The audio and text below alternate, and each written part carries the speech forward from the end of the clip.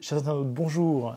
Merci de nous rejoindre pour cette deuxième édition de l'année 2017 d'Informatique News Hebdo, votre hebdomadaire dédié à l'actualité de l'informatique et des télécoms.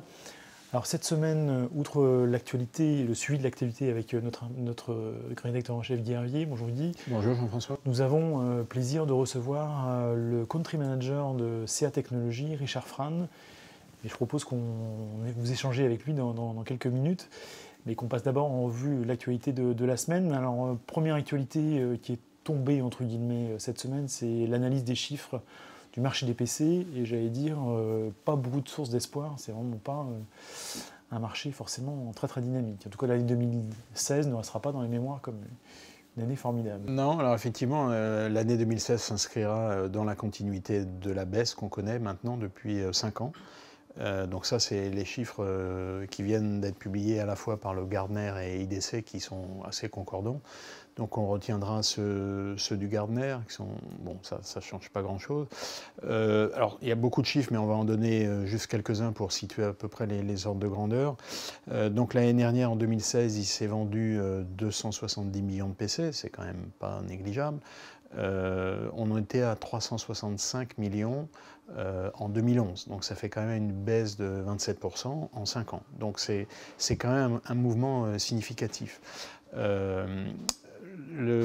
Ces ventes-là, elles s'inscrivent dans un contexte global du secteur IT qui lui aussi est en légère, en compression sensible, on va dire, contraction, puisqu'on était à... Alors là aussi, c'est des chiffres qui sont assez importants, donc on ne se rend pas bien compte de ce que ça représente, mais le Gartner évolue à 3800 milliards, le chiffre d'affaires du secteur IT. Donc là-dedans, il y a tout ce que vous pouvez imaginer, tout ce qui va pour le data center, les services, les logiciels, les télécoms, enfin, dedans, il y a absolument tout.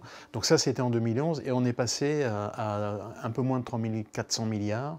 Donc c'est une baisse de 12%, donc 27% par rapport à 12%. Donc ça veut dire qu'il y a une contraction qui est quand même beaucoup plus forte dans le domaine des PC que dans le reste du secteur.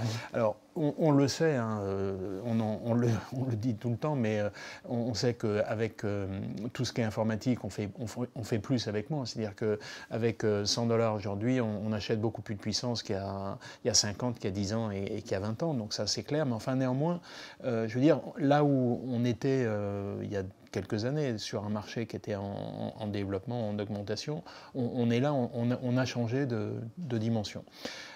Donc c'est quand même un phénomène intéressant à suivre. Alors évidemment, sur cette période des 5 ans, il y a eu bien sûr des choses qui sont apparues. Il y a les tablettes, c'est clair. Donc c'est sûr qu'on ne fait pas tout à fait la même chose avec une tablette qu'avec un PC.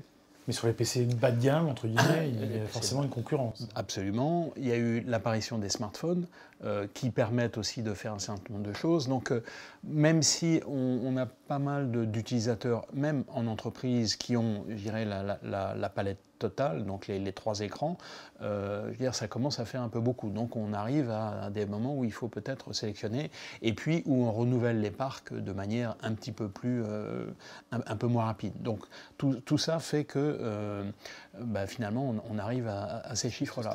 Alors maintenant, si on regarde sur les acteurs, donc le Gartner et IDC proposent le top 5, là il y a eu des mouvements assez intéressants. La montée en puissance de Lenovo, donc ça, on rappelle, Lenovo est un fabricant chinois qui est passé de la 4e à la 1re place et qui, dans ce marché en contraction, est passé de 24 à 55 millions d'unités par an. Donc on voit quand même que là, il y a des gagnants et des perdants. Oui, c'est vraiment le grand gagnant de ce marché. Il y a eu l'apparition d'Apple, ça c'est l'effet iPhone qui a finalement oui, qui a eu un impact sur l'acquisition sur le reste, de la plateforme Mac. Et notamment les PC, donc les Mac chez Apple. Et puis donc l'entrée d'Apple a fait la sortie de Toshiba. On a commenté un peu les difficultés de Toshiba ces derniers temps. Et puis les 3 autres acteurs, donc je dirais que bon an mal an, les positions se modifient un petit peu, mais pas de beaucoup. Donc les 3 restants, c'est HP qui est devenu HP Inc. aujourd'hui, c'est Dell et puis Asus. Donc on a un marché sur lequel Pour résumer, il y a eu une baisse. Va-t-elle continuer? On ne le sait pas trop. Mais ce qui est sûr, c'est qu'on a une tendance à long terme qui est celle-là. Et Lenovo est le grand gagnant, sachant qu'on sait que Lenovo vient d'assez loin, puisqu'il avait récupéré l'activité IBM. Enfin, il avait consolidé son activité PC déjà depuis un certain temps. Et il se retrouve aujourd'hui numéro 1 du marché des PC. Donc c'est une belle percée. Sachant qu'en plus, pour finir sur le marché des PC, pas beaucoup de nouveautés à l'horizon, donc pas beaucoup d'innovation du côté d'Intel. Il y a quand même stagnation des performances. Absolument, et puis même dans l'utilisation. Donc d'ailleurs, on le voit bien, Microsoft communique beaucoup moins. Il y a quelques années, l'arrivée de chaque nouvelle version de Windows, c'était un événement considérable. Aujourd'hui, qui en parle, même qui parle de Windows 10 aujourd'hui et de son évolution, c'est quelque chose qui intéresse beaucoup moins. Donc on voit bien, le PC est devenu un terminal d'un système.